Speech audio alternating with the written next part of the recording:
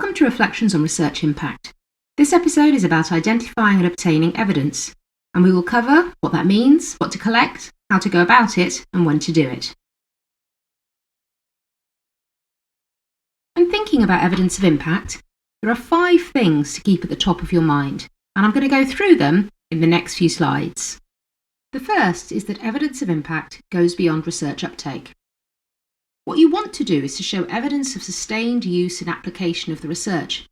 And this is the really important bit, evidence of the benefits, or sometimes negatives, that have resulted.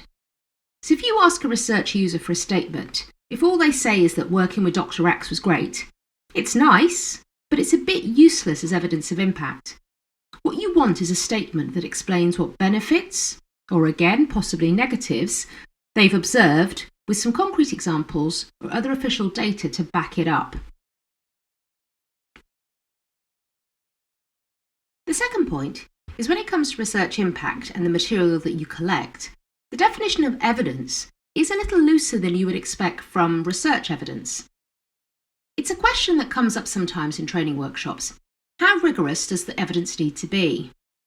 And my response is that it has to be factual and hold up under scrutiny. But for some people, it can be helpful to understand evidence as indicators of change, rather than use the term evidence. So I'll be using both phrases interchangeably during this episode. Impact builds incrementally over time. So the process of collecting evidence of research impact is not a one-off, one-time occurrence. Make an effort to acquire evidence as you go. And though that evidence will eventually become out of date, what it does is to provide a breadcrumb trail to follow when, in 5 or 10 years' time, you want to write an account of your research impact. You'll be grateful at that point that you have some idea of what the impacts might be and where to start. The narrative account of impact has proved to be the most favoured method to report research impact around the world. This is because while metrics can show you what's changed, only a narrative account also captures the significance and meaning of that change. So the guidance in this episode is angled towards identifying and collecting evidence you need to write an impact case study at some point in your career. And of course, these methods will also help you when you're reporting back to funders. The final point about impact evidence is remember that you'll need a mix of indicators to create a credible and convincing narrative account. The best case studies interweave a variety of different data types, qualitative and quantitative, and source independent reports or official documentation or records to demonstrate and corroborate the impact that's being claimed. Essentially, you're aiming for a triangulation of evidence. So, to recap those 5 points in reverse order. First, collect a variety of different types of evidence. Because as a modern researcher, at some point in your career, you're going to be asked to write a narrative account of your research impact. Collect evidence over time, because this creates a helpful breadcrumb trail. And remember, evidence of impact is essentially indicators of change, so don't get too tied up in knots about it. And finally, and most importantly, what you collect must go beyond simply confirming research uptake and capture the results of the application of the research findings. So we've covered the top 5 messages about evidence. So now let's look at what you might collect as indicators of change. This slide of clouds shows some of the evidence types used by UK researchers who submitted impact case studies as part of the UK Research Excellence Framework. Appropriate evidence will of course differ greatly depending on the impact and its stage of maturity. But as you can see, these are all very varied and quite different indicators of change. For example, you've got audience figures and Google Analytics, which are quantitative indicators that give an indication of the reach of the impact. You've also got people using quotes or citations of research from research policy documents or extracts from parliamentary records or select committee hearings, using those as evidence to show research influence or contribution to policy debate. In the next few slides, I've created fictional impact scenarios to give you examples of the type of impact evidence that might be appropriate.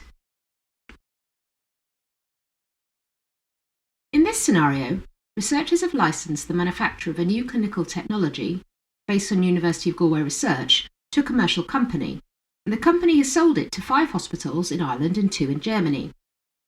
There are potentially 3 types of impact to investigate. There's the commercial benefit to the company, the benefit to medical practice of the new technology, and a third and more distant impact is the benefit to the patients, though arguably this is the ultimate benefit of the research. So the commercial impact, what are you seeking out from them? Well, you would want confirmation from the manufacturer of the sales and orders, including the names and locations of the hospitals and the dates sold, so you have confirmation of that. You'd also ask them if they would share information about increase in sales and turnover to demonstrate a benefit on them commercially. You might be able to get that from annual reports, but companies can be sensitive about supplying precise financial information. But they may be happy to share with you the percentage increase in sales. Another angle to explore with the company is whether, as well as increasing sales, there have been other benefits such as an increase in their workforce or ability for them to enter new markets. This could all be part of the commercial impact story for that company. In terms of impact on practice, you would need to go to the hospital for that. Ideally, you would want to obtain statements that corroborate use and outlines the improvements to clinical practice observed or recorded from use of the technology. These benefits might be faster and more accurate procedures, reduction in the diagnosis timeframe, cost savings for the hospital, or speedier recovery time for patients. You'll want examples of these benefits and ideally some quantification too of things like time saved or reduction in recovery time. The third impact area of impact on patients can be more difficult to obtain. But what you're trying to find out from them is what the significance is of those changes for them. So if there is a swifter recovery time or less pain or time spent in hospital, feedback from them directly will be really helpful. You might be able to use hospital data for that. But if you want more qualitative evidence that captures the significance for these patients, you may want to seek permission to work directly with them and to obtain that information.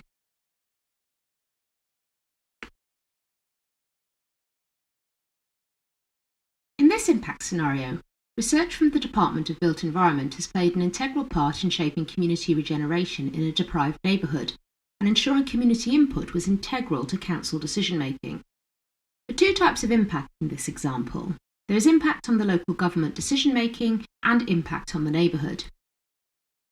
In terms of impact on local government decision-making, you'd be looking to source publicly available documents such as council reports or government or civil society evaluations, showing citations or acknowledgement of the research input. You'd also want to back this up with a statement from a senior official involved in the regeneration that describes the value of the research in the project design and ensuring the community was part of that decision making. In terms of the impact on the community, evidence for this might come from publicly available council reports or government or civil society evaluations of the regeneration, if something like that has been commissioned. Those are very valuable if you can get hold of material of that nature. You can also seek feedback directly from residents themselves, with them explaining the difference the regeneration has made to them personally or to their families. You can also think about seeking out official figures to show that what change has occurred more widely, that it's genuine and sustained improvement for the neighbourhood. For example, police figures that show a steady reduction in crime, or data that identifies increased participation by young people in the community that leads to greater numbers of them finding employment or choosing further education on leaving school. All of those elements together will show how the research has contributed to hopefully an improved outcome for that neighbourhood. In this impact scenario, researchers informed a policy decision to mandate young people to take at least one foreign language as part of their leaving certificate. The initial impact is first influencing national policy, but also, depending on when the impact is being reported, there's possibly a secondary impact that could be evidenced, which is an increase in employment of foreign language teachers, and even a tertiary impact, which is an increase in the numbers taking foreign language at higher education. So if you want to demonstrate impact in policy, you'd want to find documented evidence of use of the research in parliamentary debate or within the Department of Education, which you may find in things like parliamentary records or white papers or reports. You'd want to back that up with a statement from the Department of Education directly, confirming the contribution of the research and how it helped to shape decision-making. If it's a few years since the policy was passed, you might want to look into the impact of the implementation of the policy itself. This might be an increase in employment for language teachers, which is a benefit to the economy as well as to the individual. There may also be evidence of an increase in numbers taking foreign language at university. Demonstrating that may take a bit of collation of different sources of material, but the point to take away is that depending on when you're collecting evidence, to get the full story of the impact, you'll probably want to go beyond the first change and to identify the ripples from that change, and that does take a little bit of investigation.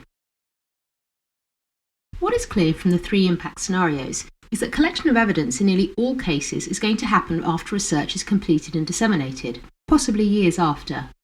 For some types of research, such as co-produced or action research, there can be real-time impact, with changes being implemented very quickly. But even in those examples, the effect of changes to practice or understanding will take time before they're fully realised.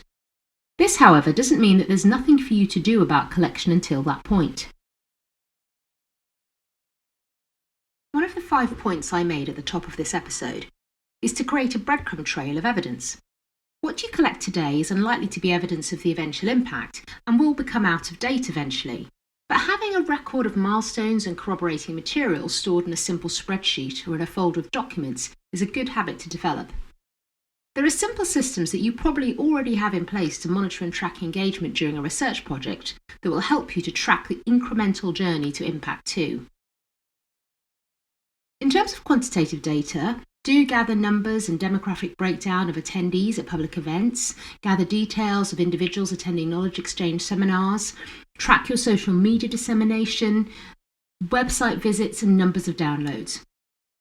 Monitoring and recording this sort of basic data is commonplace for reporting back to many funders, plus it helps you to know if anyone's engaging. Collecting qualitative evidence is not appropriate for every research project and is often more commonplace for research that closely involves stakeholders. But if you're interested in measuring change to knowledge or attitudes through exposure or involvement with the research, doing small-scale evaluation at the start of the research to provide a baseline and then another near the end can yield valuable data and may be something you may consider incorporating formally into the proposed research process. You can also collect qualitative data from feedback at public engagement events, for example. When it comes to collecting evidence of impact post-research, there's no recognised and foolproof system. Essentially, it's about being aware of what happens to your research, which is something I hope you would do anyway. Conduct an annual search for citations. If your work is being cited in professional journals, take a closer look, as it may describe the researcher's contribution to a new product or it being incorporated into a new public service. Staying close to the research as it develops towards uptake, use and impact is the best way of identifying and tracking impact, but that does not always happen. It's worth reminding you that not every piece of research will end up in an amazing, world-leading change. Often research contributes to knowledge, and it's simply not possible to track an eventual impact, and that's absolutely fine. By simply keeping an eye on what happens to your research, you're increasing the likelihood of identifying the opportunities that will lead to eventual impact.